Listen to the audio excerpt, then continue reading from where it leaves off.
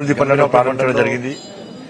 దానికోసం ఈరోజు గంభీరావుపేట రావడం జరిగింది. సిరిసిల్ల నియోజకవర్గం చేపట్టినటువంటి అభివృద్ధిలో ఈ మండల ప్రజలకు హామీ ఇచ్చిన విధంగా గంభీరావుపేట రావడం జరిగింది. వాళ్ళ బర్నింగ్ ఇష్యూ చేపట్టినటువంటి ప్రతిరోజు గతంలో ఇబ్బంది పడుతున్నటువంటి సమస్యలు గుర్తించి గంభీరావుపేట రావడం జరిగింది. వాటిని కేంద్ర ప్రభుత్వం నరేంద్ర మోడీ గారి ప్రభుత్వం యొక్క నిధులతోని ఇబ్బంది పడుతున్నటువంటి ఆ పనులను చేపట్టి ఈ రోజు ప్రారంభించడం జరిగింది. వాటిని కేంద్ర ప్రభుత్వం నరేంద్ర మోడీ యొక్క నిధులతోని ఇబ్బంది పడుతున్నటువంటి లింగన్నపేట నుంచి ఈ రోజు వాటిని కేంద్ర ప్రభుత్వం మల్లారెడ్డి పేట మీదుగా 15 కోట్ల రూపాయలు విలువ చేసినటువంటి 15 కోట్ల రూపాయలతో నిర్మించినటువంటి రోడ్డు నిర్మాణాన్ని ఈరోజు ప్రారంభించడం జరిగింది.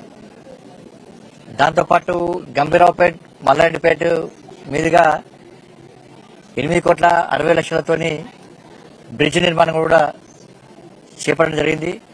గతంలో గంభీరావుపేట నుంచి మల్లారెడ్డిపేట రావాలంటే లింగన్నపేట తిరిగి వచ్చేటువంటి అవకాశం ఉండే.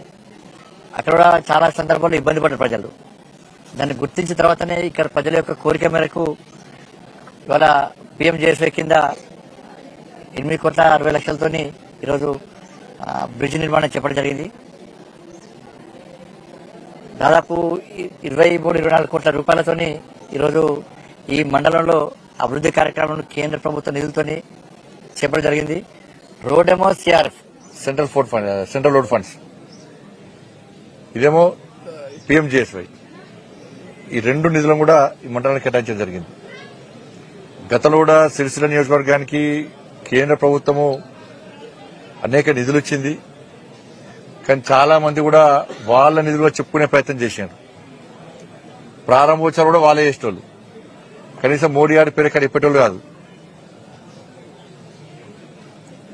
కానీ ఈ తెలంగాణ రాష్ట్ర అభివృద్ధికి వచ్చే నిధులను కూడా కేంద్ర ప్రభుత్వాన్ని. కానీ రాష్ట్ర ప్రభుత్వానికి కేంద్రం ఎప్పుడు సహకరిస్తున్నది,